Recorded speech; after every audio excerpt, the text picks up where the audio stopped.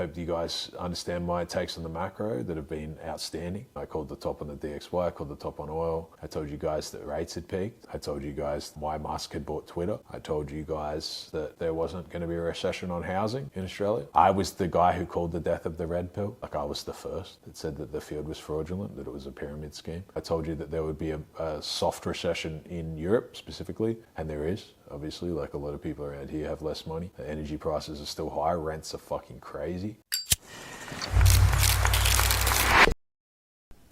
Hey lads, first off, Happy New Year for each one of you guys. I appreciate the support, and Merry Christmas as well, because I wasn't on here. You see my Christmas decorations still up. I wasn't on here to say Merry Christmas to you guys.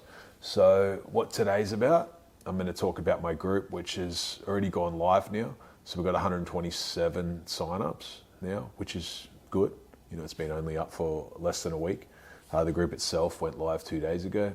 It's still being expanded upon.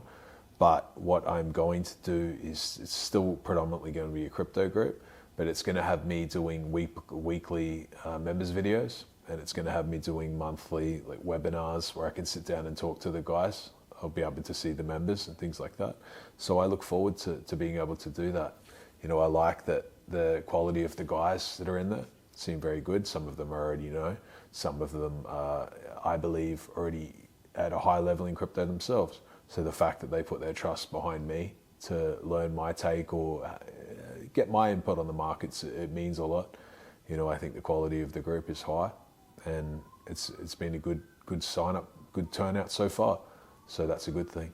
But much like I said, I'm still going to keep pumping out my free content. I'm still going to continue to provide value for the guys who might not be able to afford to be in the group yet. You know, a lot of the stuff now is probably predominantly going to be crypto focused. You know, I'm still going to do my thing where I talk about women and talk about masculinity and things like that, and give my takes on what's missing in modern man, much like I've done before. But a lot of that stuff I've already done. You know, you can't just stand here and repeat yourself. Crypto is exciting because it's a fluid market. You know, you guys who are in my Telegram channel will see that I know the market like no one else. You know, it's not just shilling rug pulls or garbage. You know, I was already rich.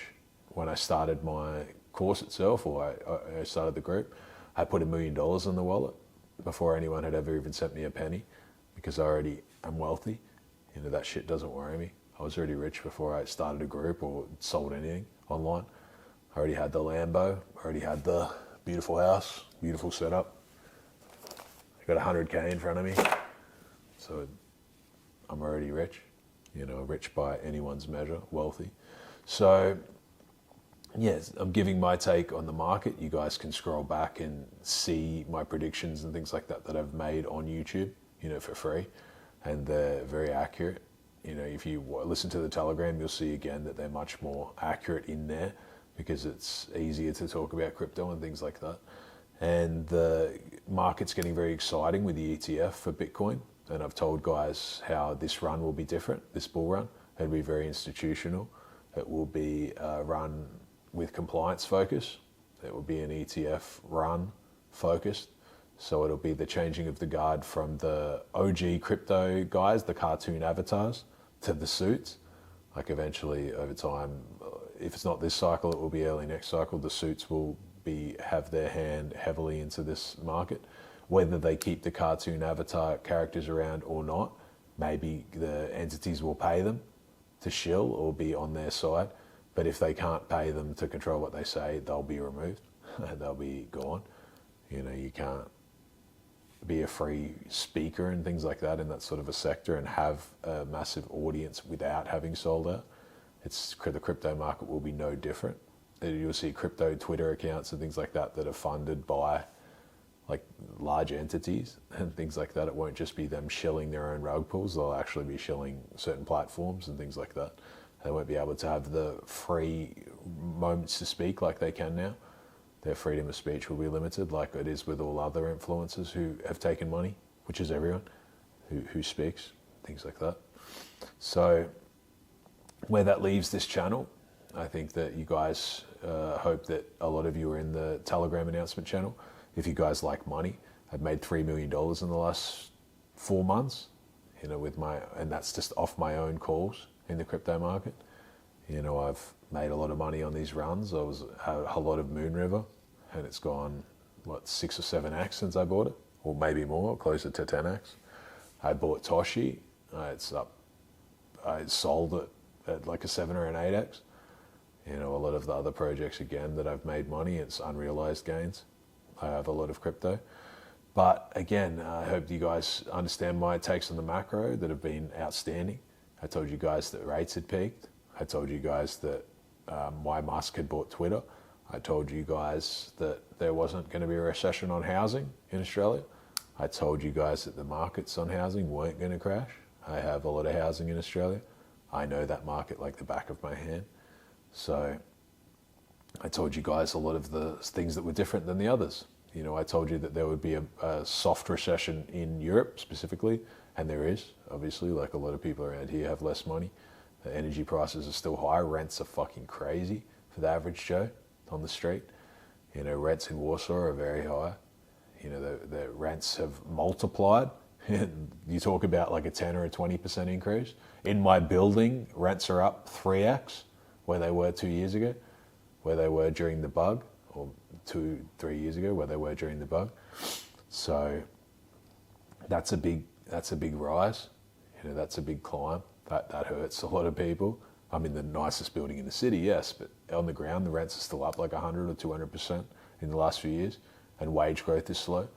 You know, so it's going to be a lot of changes. I think there'll be a lot of changes to Poland. I think Poland itself will probably move onto the euro, like the zloty itself. I don't think that it will be around in like 5 years' time or so. I think they'll get moved onto the euro. There's a lot of things happening. I think Poland's an interesting market in that the demographic and things like that will be changing, I would think. Like in the next 4 or 5 years, there's going to be a lot of changes in this place. So I think with change, there's always opportunity, things like that. I like Poland that it's very safe. I think the rest of Europe, not so much. So it will be interesting to see if it still stays in that sort of direction and what happens. So that's my take with this sort of stuff, lads. I'm going to keep my free content coming. I hope you guys enjoy it. You guys should be in my Telegram channel.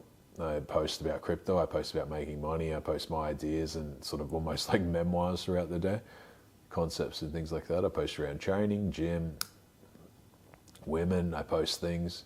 With women, it's a little bit more controversial to talk about now. You know, talking about women or dating or like ideas around women, what they really enjoy and things like that. It can be risky. Like it's a controversial topic now. It's how people get cancelled. It's not just getting cancelled, like there can be consequences legally and things like that. Like talking about women, you can't do that easy. Women's the downfall of every guy, is that women can essentially Me Too people if they have issues with them, and they can do it from a very long time ago, specifically in the West. So you have to be cautious with that. You have to be cautious with women in general. That doesn't mean not having time for them and things like that, but it just means being a bit more careful than a lot of you guys probably are. And yeah, so that's going to be my take with all of this. I think that much like I've said with crypto, it's going to be an exciting year. I think this is going to be a turbulent year with a lot of volatility because there's elections, there's the ETF, there's the halving, there's US elections, which are large. There's a lot of going to be rate cuts, and if they don't deliver them on the time and with the expectations or things like that, like energy can run hot again. There's a lot of stuff with wars and things like that that affect the energy prices. Energy pushes up inflation, and you know they can slow down shipping, specifically around the Middle East and things like that, which again pushes up the price of freight, like logistics, so it pushes up inflation as well. So you have to be with a professional, like with an expert.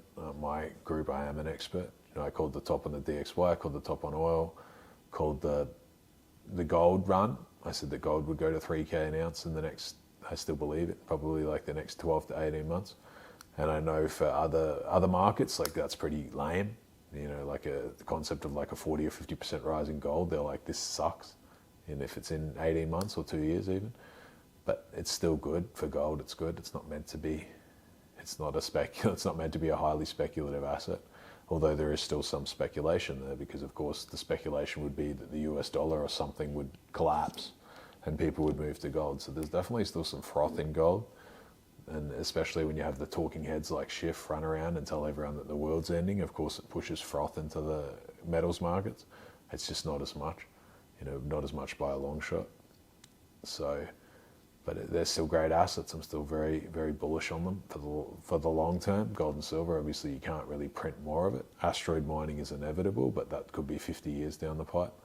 So in the meantime, I think that it's still great product. But it's, of course, like anything, you have to stay aware, stay up to date, and stay liquid to a degree where you can also be able to jump on opportunities. I have a few M in cash position now, so that would be, maybe even 15% of my net worth is in cash. So I'm waiting to see some good opportunities come up. And lads, like I said, have a good new year. And I look forward to seeing you guys in even my free Telegram announcement channel.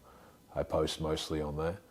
I look to probably do a few more podcasts this year, but a lot of the podcast stuff is like low value to me, like fighting with women and doing all this crap, because it doesn't help guys. It just gets attention by being controversial. It's actually very negative for the world. Like for guys, if you're just standing there yelling at women, or telling guys to be fearful of women, or scaring guys out of the market and doing like the Peter Schiff doomer crap. Like none of that stuff helps people. It's not realistic to have some neck beard. Like I said, I was the guy who called the death of the red pill. Like I was the first that said that the field was fraudulent, that it was a pyramid scheme. It was designed to enrich the founders, like who'd started it. They'd monetized through different avenues, monetized off their audience. They weren't businessmen. Their whole business was the red pill.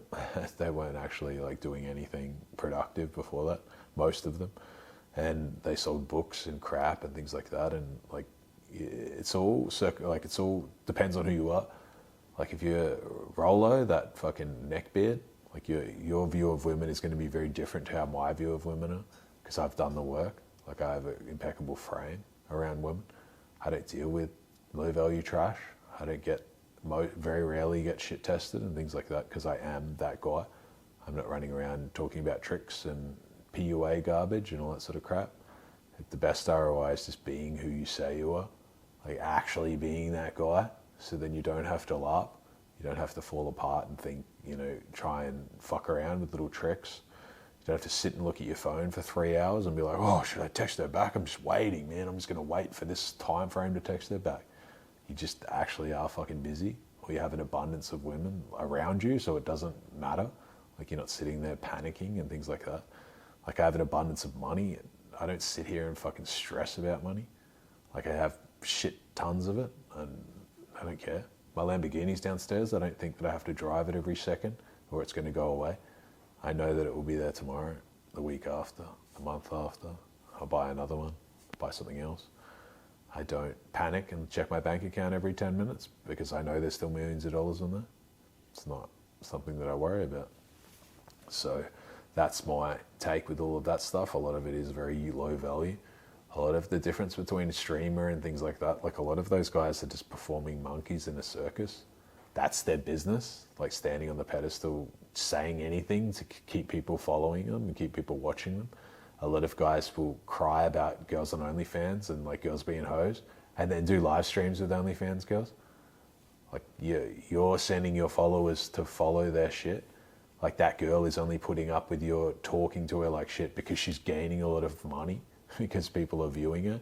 That girl will say anything to go viral in a clip, because then 10,000 she gets 10,000 new subs, even if the video makes her look like a fucking idiot, because it goes viral and gets 1 million views, and then people are like, oh, I want to see this girl's tits, and then she's got an OnlyFans conveniently, and I'll join up. So guys will watch that sort of stuff and don't realize that it may as well be as scripted as Jerry Springer. Like girls don't care if you'll talk to them like shit if they'll make a lot of money. Like, do you really think girls, when they go on shows or like streams or things like that, that people aren't joining them to view their fucking porn? Like, do you really believe that? That's why they're going on the fucking show. That's why they're willing to be talked to poorly, because they're making a lot of money. It's like a parasitic relationship. It goes both sides. One needs the other. It's part of the game. But one is condemning the other while also promoting them. Do you really think that that's good for society? Like one hand washes the other, and both hands wash the face. A lot of you guys don't really understand much. You know, it's so one-sided. You don't realize that often it's both sides that are exploiting the other. And creating that sort of an environment, like that dynamic wouldn't exist if not for the viewers, yes, but also the guys creating it, the content creators doing that sort of crap. And it's not good for society, you know, to enable that sort of stuff. It's very against, like, guys will claim to be conservatives or trads and things like that, and they're doing live streams with OnlyFans models. Like, that's completely fucking against anything traditional. You know, you should keep that shit in the dark. Anything, it's like a mushroom, like keep it in the dark away from an audience. Because the more audience something like that gets, the more visible it gets. Other people see it. Girls see it and be like, oh, this girl went viral with 1 million fucking followers from her clip where someone called her an idiot and kicked her out of a show. I want to be called an idiot and kicked out of a show if I got that much attention. Like, people don't realize that it's all monetized. Like, they make money off that sort of crap so they can look dumb. Like, some women will look fucking stupid if it means that they'll make tens of thousands of dollars or more. And the followers and things like that, the followers of these shows and stuff, they're the ones that are paying the price. Like, it's coming from their fucking money, like their budget. And I don't condemn, you know, obviously all of the shows. You know, I've sold drugs for a long time in the past, so I didn't think that, you know, I knew that if I didn't service that niche, someone else would have anyway. You know, I sold coke. I didn't sell any of the fentanyl or any of that crap that ruins people's lives. But coke in itself is still a drug that can fuck you up. It can be a gateway drug to take other things. It can still damage your heart and organs and things like that. So obviously it's not a good thing. So for me to sit here and say guys creating like shows and that to profit off the back of porn actresses is not a good thing. It would be hypocritical. But for society, you can be the judge of that. And lads, so I look to see you guys in the group. Look to see you guys in at least the free announcement channel, and then you can get access to me and things like that. And I'll still be posting my takes on the market, things like that for you guys.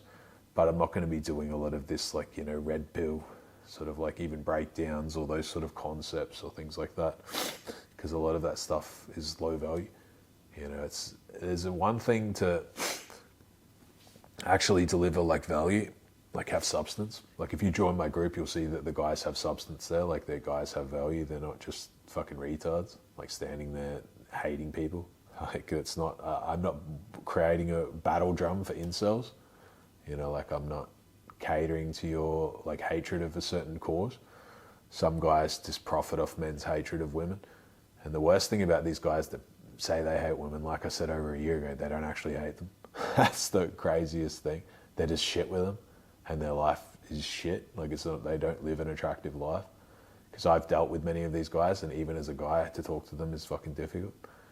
You know, so a lot of them don't want to do the work on themselves, and it's easier to just commiserate in a group or something and just be bums together and cope and convince each other you guys made a smart decision by withdrawing from women or things like that. But a lot of you guys, like, you didn't withdraw from women, you're just rejected by them. So it's very different, you know. So it's one thing to be able to drive my Lambo and choosing not to, but I have a Lambo downstairs. And it's another to say I hate Lambos when I've never even driven one or I don't have one. Like, a lot of that stuff is cope. You know, it's hate what you can't have. It's the story of the rabbit with the fruit, the grapes, and he jumps several times and fails every time. And then he eventually convinces himself that the juiciest grapes, which are at the top, were shit, and they were terrible anyway, and you didn't actually want them. A lot of people live their whole life like that. Like, it's an old fable, but it's obviously still very relevant today. And lads, for you guys that are doing the work, and, you know, you're not commiserating and patting each other on the back for mediocrity, I respect that. You know, a lot of you guys met a bunch of guys from the channel, and a lot of you guys are very respectable. Like, you know, you might not be perfect in all avenues, but you're still moving in a good direction. And I enjoy meeting guys and things like that. And guys come up to me, even if guys ask for photos and things like that. You guys will see that I don't think anyone has a bad interaction with me. You know, I'm always nice person, I think, as long as I'm like a mirror. You know, I'm not a guy full of bravado or any of that crap. If you're nice to me and respectful, I'll be respectful back. I've got no reason not to be.